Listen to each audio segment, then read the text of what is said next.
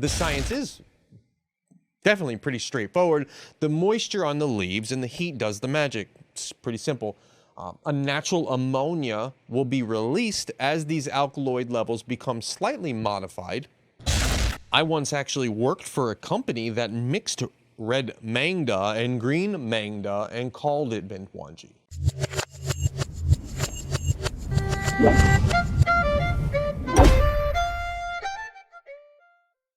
Yellow Kratom.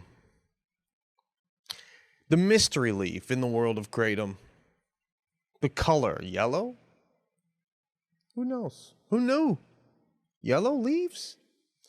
Well, in Indonesia, a yellow Kratom is called Kunig. Kunig will be on today's menu. Also, we're going to be talking about an unlisted ingredient in some Kratom, very rare, but there's a method of yellow Kratom preparation that might have you surprised. We're going to go ahead and pull the curtain back a little bit, and today we're going to focus on the process of making fermented Kratom. Bentuangie, yellow, etc. Reds are fermented slightly. But first, imagine stumbling upon a candy jar with a candy you don't know if it's good or not, right? But you take the candy and you eat it. Yeah, you ate it, and there's a payment jar right next to the candy that you ate. What do? Just like that candy, our content is the candy. So if you watch most of it, just an easy thing. It's not free. I mean, we work hard, so it's not free. Basically, it's a subscription or a like. Gentleman's agreement. If you watch it, I'm not talking about right now, but if you watch it, some of it, go ahead and give it a like or a subscription. Anyways, newsflash. Yellow Kratom is created. It's not a normal vein found in Kratom. Just Google Yellow Kratom. While most websites will mention the word vein in the title right after the word yellow, the facts are you will never find a true yellow vein. Now, achieving the color and the title of Yellow Kratom, it has nothing to do with the color of the leaf at all. While Kratom veins themselves are only shades of green, white, the veins will be shades of red or pink, you will still cruise the internet. Among the sea of Kratom vending, you will find a title somewhere that says yellow vein. If you find that, you should kindly ask the owner. If you find that, you should kindly ask the owner of that business to explain how their veins got yellow. At no point does nature produce a yellowish colored vein. Some leaves might have like a greenish, whitish, yellow color, kinda. You've seen leaves yourself. But I'm talking about a yellow, like the color yellow, you're not going to find. It's not out there. But let's talk about this, okay? Kratom farming in general has a culture of secrecy. So the culture of secrecy is muddling the history of Kratom itself. Now, farmers, just like for ages, farmers have had many proprietary methods in their farming systems, and Kratom's not any different. There is a ton of methods to change the leaf powder. So there's really no straightforward answer here. Fermentation is the natural process during which the leaf's alkaloid content can change. In addition, the leaf's flavor, aroma, and of course, the color can be altered during this fermentation process. During most fermentations, leaves are piled into what some people call a bulk, which is essentially stacks of leaves that have been strategically placed on top of each other. This process needs moisture, warm air, So moisture and warm air makes this process become successful. Now, when managed correctly, this can be hygienically correct, hygienically okay. But there is also the non-hygienic version. This involves leaves just being left outside under a makeshift canopy, or, sometimes just under some trees on a tarp. The canopy version uses rain, condensation, and fog to hydrate the fermentation process.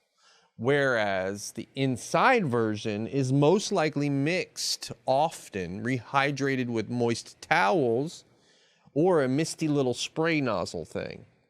So it's going to be well kept. It's going to be, they're going to rotate the leaves so they don't get funkiness to them. Well, they try to get the funkiness. Like blue cheese, you're trying to get that specific,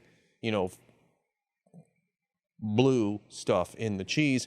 Fermentation gets the specific microbes to create a fermented process. I'm not a farmer, but I'm just layman's terms here.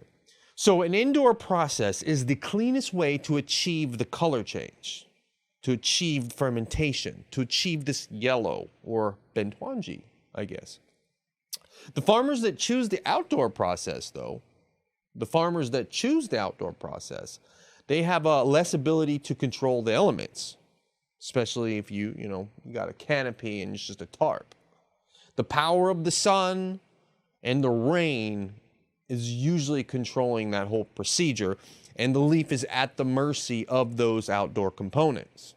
The farmers of the outdoor will simply let the leaves sit underneath a canopy or on a tarp.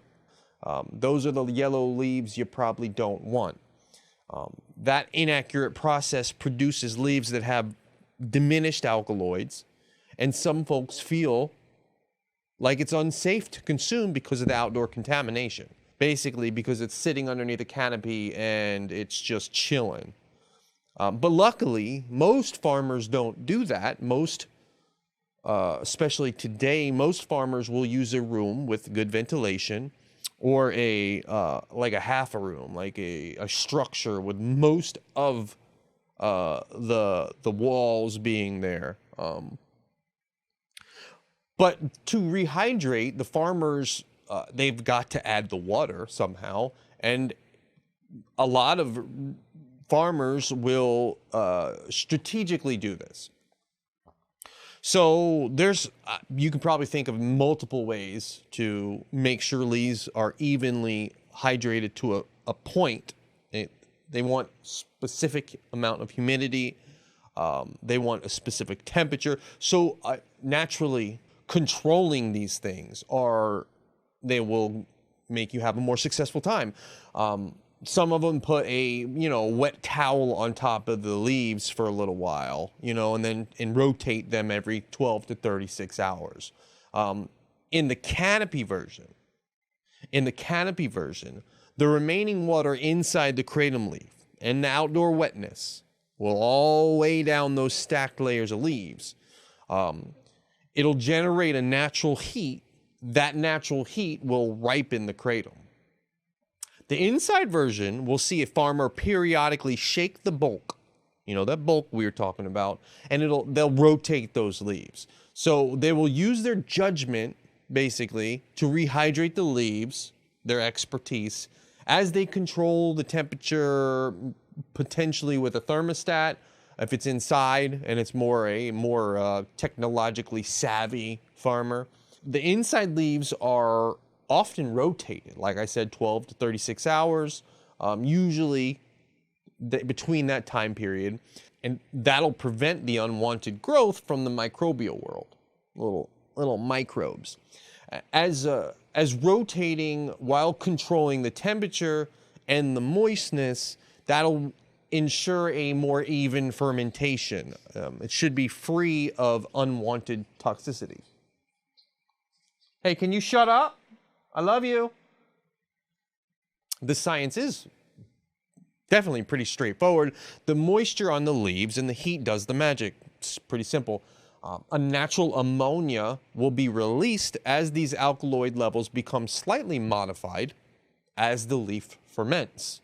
If this process is started inside in a dark, warm room with proper ventilation, process could take 7 to 10 days. But if you have a farmer that leaves the plant matter outside and doesn't really care about it, well, I'm going to say care about it, really isn't. If you have a farmer that leaves the plant matter outside and doesn't really control the elements, there's no telling. The outdoor fermenting could be left out for weeks.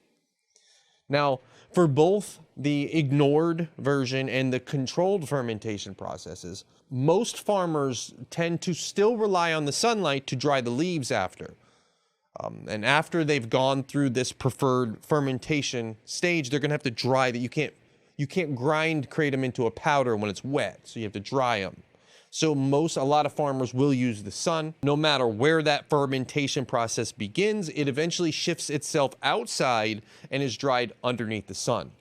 Now, the primary differences at this point in terms of hygiene and care revolve around two factors: the structure used and the level of attention given by the farmer. Some farmers put together makeshift racks from wood found in the jungle, while others will lay a tarp on the floor of the rainforest underneath some jungle trees. But there are also those who construct a proper sunroom indoors, equipped with metal racks to dry the leaves. Now, there's so many options. The options are diverse, basically in all of farming. But regardless of the method that any farmer chooses, the farmer needs a spacious area, no matter what, to dry the leaves and complete the process. If you're going to have, hundreds of kilos, those leaves have to be spread out and dried. Now that we've grasped the scientific foundation of the typical yellow kratom, it's time to explore the unethical dimension. I've been informed about a very questionable technique for manipulating the kratom to become yellow. Allegedly, certain farmers will prepare a potent tea using cat's claw and tongkat ali.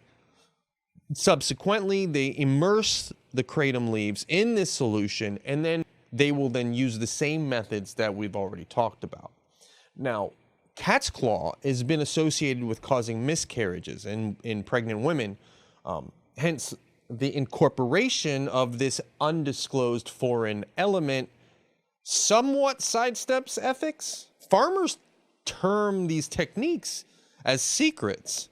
So while they're putting in, cat's claw, they're passing this knowledge around to each other like as a secret. Now, most of the time, cat's claw appears to be incorporated without a transparency. Like, they'll just put it in. It's very rare, but it happens. But personally, after sampling more than 1,000 probably kratom varieties, more than that, thousands, I've yet to come across this type of adulteration. Nevertheless, if a yellow kratom delivers a distinct calming effect that's a little bit out of the norm, and it might exhibit a different aroma or a taste, it might be indicative of cat's claw kratom. While this technique can be effective, it brings the question of trustworthiness. Naturally, that's kind of messed up if you're adding something to my product and not telling me. Now that we have a comprehensive view of the production of yellow, gold, or fermented kratom, now can we apply these understandings to Bentuangie? Let's go ahead and keep this short. Yes, the procedure for creating Bentuangie kratom is fundamentally the same to that of yellow kratom. However, I've been told that the fermentation process starts with a dried kratom leaf for Bentuangie rather than a fresh green leaf. So Bentuangie kratom essentially involves a powder derived from a dual drying process. After the leaf has been dried, it has a reddish color, it's been made into a red kratom, the farmer will then start the fermentation process, whereas the yellow kratom is supposedly a fermentation started from a fresh leaf. So fresh leaf into fermentation process. Bentuangie Red dried leaf, then rehydrated, and starts the fermentation process. Now, honestly, in terms of the retail scenery, Bentuangie is different at every outlet. I once actually worked for a company that mixed red mangda and green mangda and called it Bentuangie. I'm not going to name the company. That's in the past. But these variables do fog up the forecast of what your Bentuangie Kratom really is, or any fermented Kratom. Really, who knows? Now, I won't leave you hanging though. There is a way you can tell if your Bentuangie is real. Just smell it. If your Bentuangie looks like a regular Kratom, smells like a regular Kratom, you probably have a regular Kratom. But if your Kratom has that classic kind of sweet fermented smell, you probably have a real Bentuangie Kratom. If it smells like regular Kratom, you most likely have a vendor who is lying to you. Now, there are a lot of vendors out there who are simply mixing different Kratom together and calling it whatever they want to. There's really no options for a lot of people. They're to hunt down names of different, Kratoms. I just don't know.